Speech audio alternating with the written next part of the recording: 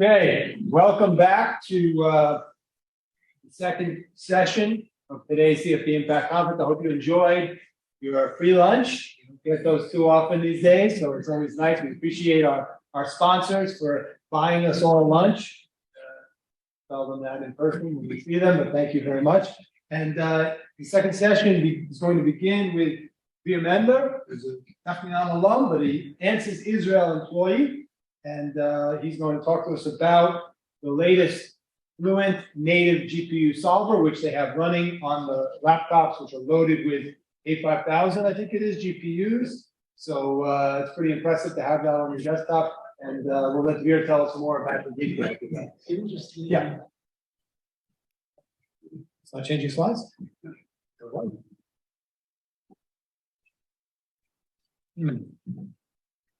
Press on the screen itself with your mouse. Right, so natural now?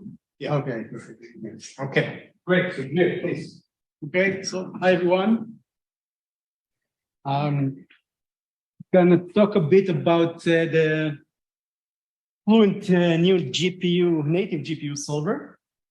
So just a small background. We talk about GPUs for a while now, so it will be very short. And then I'll show some features and some case studies that were done using Fluent GPU solver. So a very short background. We all know what's exciting about doing a lot of simulation and very fast and big simulations, reduce time and everything. And the interesting thing in GPU is that the hardware is accelerating much faster and much larger than the CPU hardware. So the potential is enormous, we all know it, and we want to take advantage of it without, of course, compromising on accuracy. So the main flagship solvers of Ansys, the CFD solvers, the mechanical solvers, the electromagnetic solvers, they allow the use of the GPU for a very long time. But not as I'm going to show now. And this is the main focus that these solvers are the main focus for us, developing tools on GPU. So what I guess you know, or maybe you tried before, and it's been available for many years. It's the offloading solution. Where you use GPU to solve linear equations, radiation equations. You did combining CPU cores, and you can accelerate a bit your solution. Now, take everything I just said and forget about it. It is not what we're talking about. This is not offloading. We're not talking about combining CPU and GPU and offloading some simple equations. We're talking about a new, very different native solver. So we do not use the CPU at all. We do the entire solution, linear, nonlinear, everything on GPU. And this is not the small acceleration that you can see with offloading. It's a very massive and impressive acceleration of the solution. So if we talk about typical 4 GPUs, we can have the performance of over 1,000 CPU cores that will make the hardware cost 7 times cheaper. And it will even allow a lower power consumption. If you pay the electric bill, then you should appreciate it. So it's not just like something we say. Yeah, you can change the 1,000 CPU cores and replace it with GPU. We can have a specific examples for like a cloud computing example where 1,024 CPU cores with nice CPU gold, Xeon Gold 6242 gives the exact performance of 6 NVIDIA V100 cards. V100 are not even the most, the newest or the strongest GPU cards anymore. Those cards will cost 7 times less and will save 4 times the power consumption of these 1024 Intel cores. It is not worth it if we cannot have large computations on the GPUs, if we cannot take advantage of the memory. So we can look at it as a simple finger rule, about 2 gigabytes per million cell for double precision that will fit your solution on the GPU. And if you use single precision, you can fit about 1 to 1.5 gigabyte per million cells.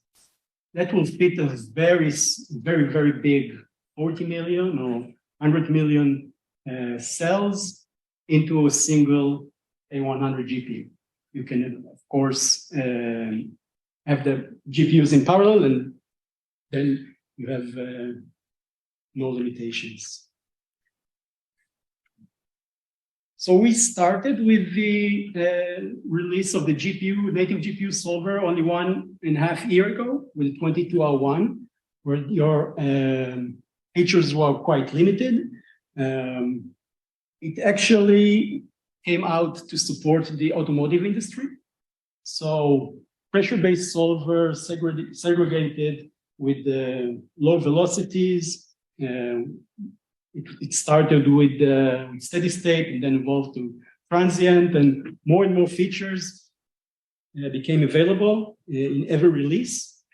So in this release that we show now outside, and that I have done the hands-on tutorial, 2301, you already have moving multiple reference frame, porous media, sliding mesh in data feature, supporting LES with the enhanced numerics, and many more options.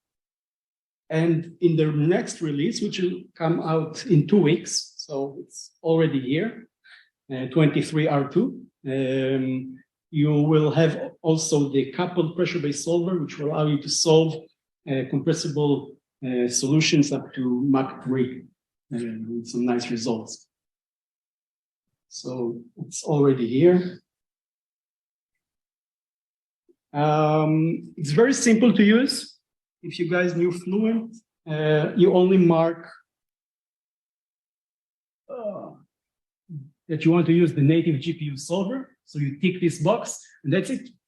From now on, everything will be the same, exactly as using the normal or the ordinary CPU solver. Everything that is not available will be fade out, and you'll be able to use whatever is available through the GUI. So other from that, it's exactly like using the CPU solver, although those are completely different solvers. Oh. Okay. Another nice thing that is available is for the preparation time. So from the time you start your solution, only the startup that will use multiple cores of your CPU to make the setup process faster. Once the first iteration start, then you only use the GPU. So even the startup is accelerated. Will be fast. Let's view it some case studies.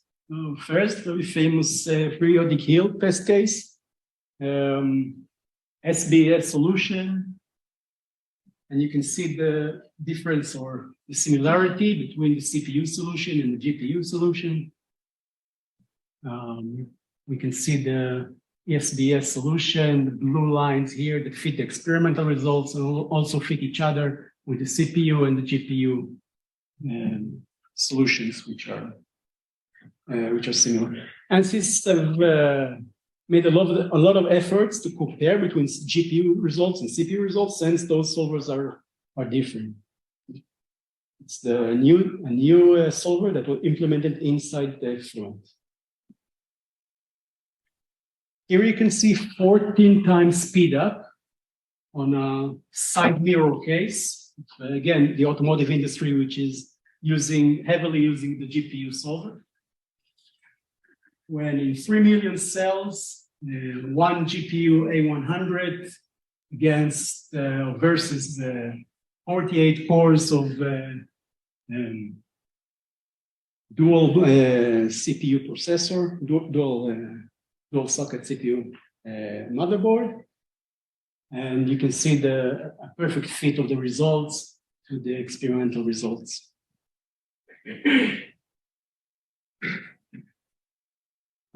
Combustion case also done with GPU, LES, simple C, whale solution, and nice result, good comparison between the CPU and the GPU solution, and also nice with the experimental. So that was done on combustion and also thrilling. Some thrilling flows. A lot of test cases comes from the automotive industry, the drive model. And here you can see a very good fit between the experimental results and 500 million cells LES solution, less than 1% of fit to the drag coefficient. And that was using LS, and again, nice velocity profiles and good fit between 500 million LES solution, 500 million cells.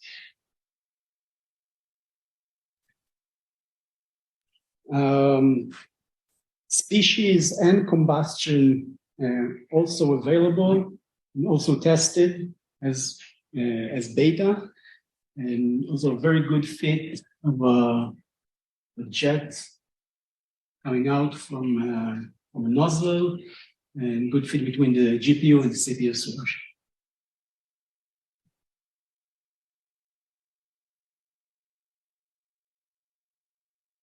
So that example, or similar example, we're gonna do in the hands-on tutorial from A to Z. So we're gonna start from the modeling of the surrounding of the helicopter, and going to finish with the post-processing.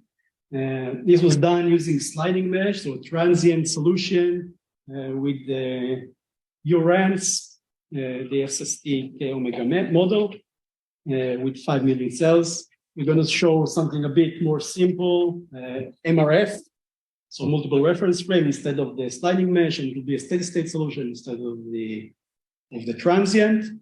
But again, this was done only on the GPU.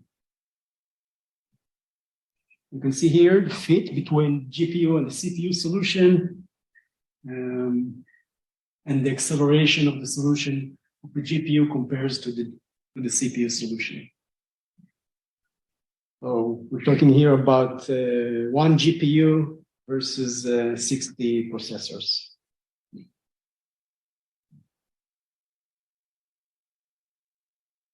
I like this one, 140 million cells, race car, with sliding mesh.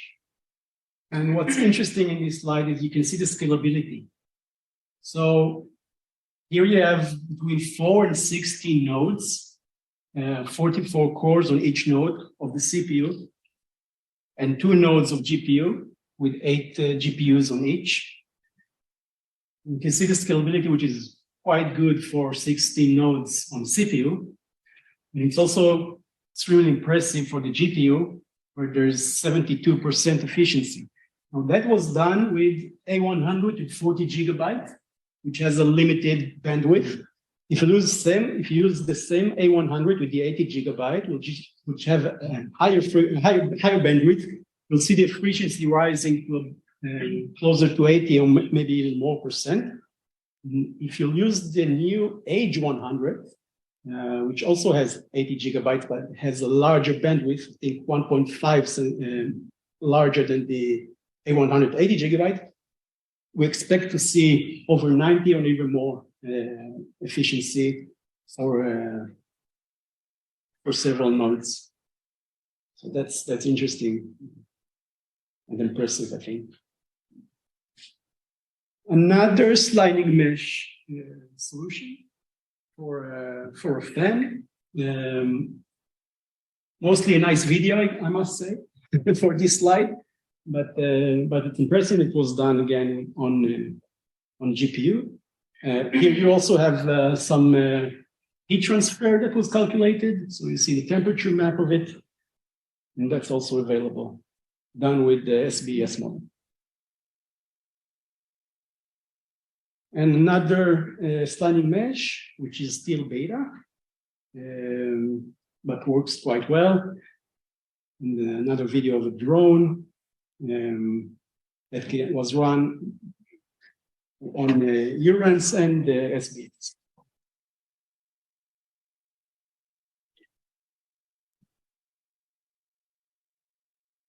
So to sum it up, it's a unique tool. It's completely different from what was known in the industry as commercial software so far. It's not offloading. It's a completely new solver that was implemented in a very well-known code or software. So far, we mostly know GPU solvers or GPU codes for Lattice Boltzmann or SPH for very specific purposes. Or other Navier stocks that usually use offloading. So this is quite unique in the industry, no offloading at all. It's exposed in Fluent and run right off the box, or stick the box and run and go ahead. And you can use multi-GPU nodes, and it's available. If that's interesting, we have a lot of resources available, so you can reach me and I'll send you whatever we have. A lot of white papers and the things that we just presented are available to everyone. And there's also a lot of papers that comes out on LinkedIn. So over this GPU, some of them videos we just show. That's it. Very nice. Thank you very much, Leah. Any questions or comments? Yes. I noticed that on your slide 26, for instance, there was a slight difference in the results. What would be the reason for that?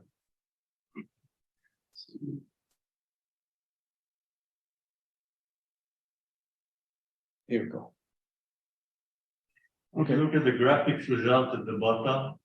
Yeah, so the red graphs are Not for here, in the middle one. You mean just the contour plots? here. Why do they look different? This is means the middle one. the color pictures. okay here. Yeah.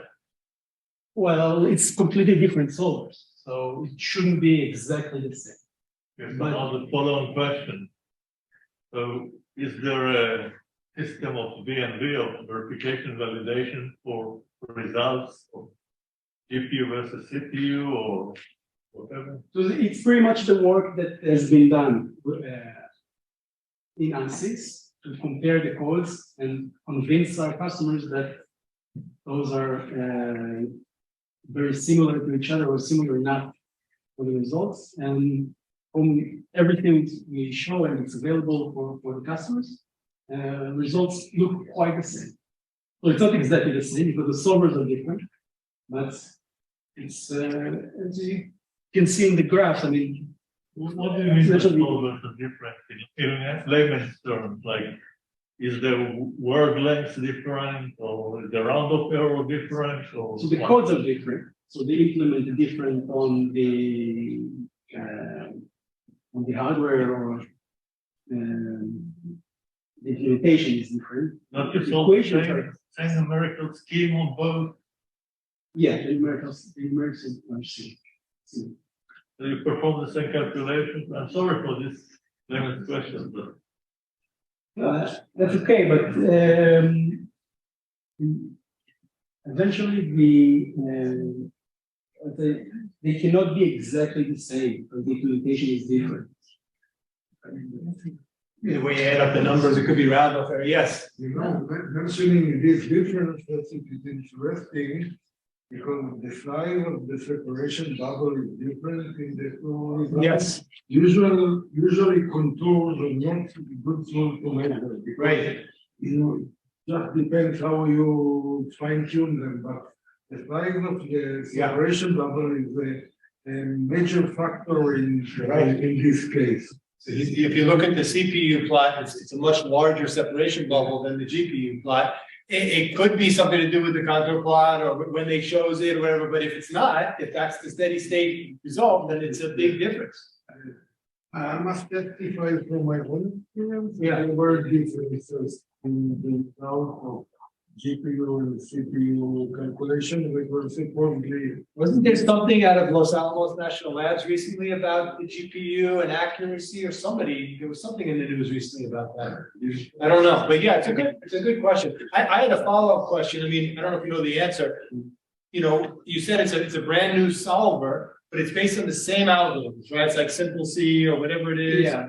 And how did they implement it on the GPU? Did they use OpenACC? Did they use CUDA? Do you know anything about that at all? I know you weren't involved directly with that. Yeah, I'm not sure. I'm not Okay. sure. It's interesting. I mean, have they published any papers on that? Any conference papers describing the new code and the details, or is it mostly in the brochures and the sales stuff? Yeah, maybe we need to look for it a bit more. Okay. Maybe we can ask Ansys in the Yeah, US. whatever is available, we can. Okay. Any other questions or comments for Beer?